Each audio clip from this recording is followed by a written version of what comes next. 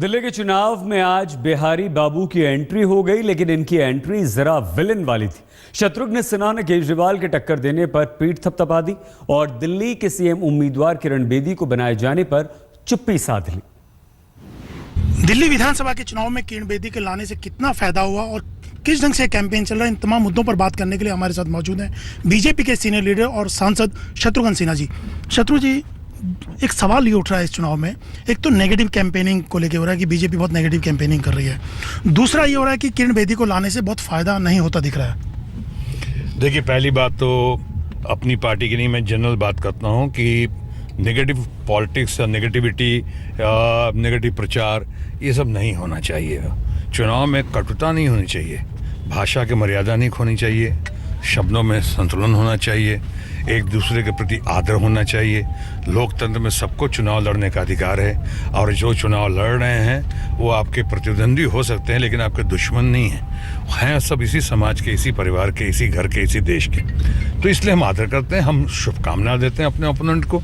हाँ, शुभाशीष जनता देगी, अपने मत पेटी में बंद जो खुलेगा तो जनता का आशीर्वाद किसको मिलता है वो आने वाला वक्त बताएगा। लेकिन शत्रु जी, किरण बेदी को लाया इन मौके पर, इससे भी सवाल उठा कि नरेंद्र मोदी की जो लहर थी कहीं ना कहीं फीकी पड़ रही थी और किरण बेदी को इसलिए लाना पड़ा, बाहर से इंपोर्ट करना पड़ा, जबकि यहाँ पे तमाम हर्षवर्धन और तमाम पुराने लीडर्स हैं।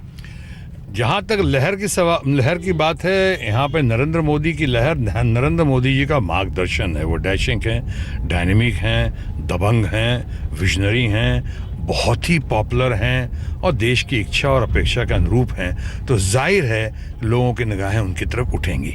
लेकिन ये चुनाव जो है दिल्ली का चुनाव है, ये देश का चुनाव नहीं है। यहाँ प्रधानमंत्री का चयन नहीं होगा, इस बार मुख्यमंत्री का चयन होगा और मुख्यमंत्री हमारे पार्लियामेंट्री बोर्ड ने, पार्टी ने सोच समझ के बड़ी गंभीरता के साथ इनको, किरण बेदी जी को सामने लेकर आए हैं वो लोग।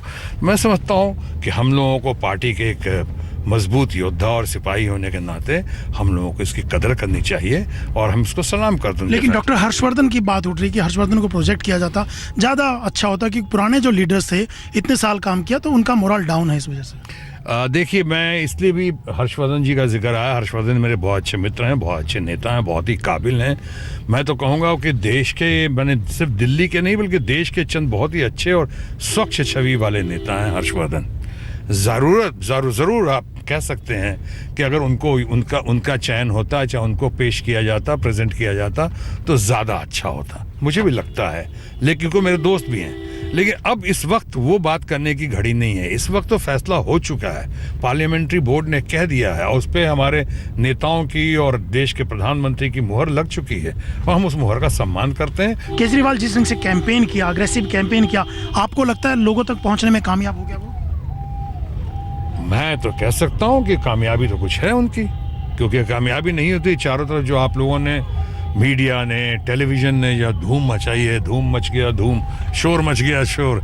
तो ये शोर मच गया शोर, देखो आया माखन चोर, ये तो आप लोग की देन है और उसका बहुत प्रभाव है।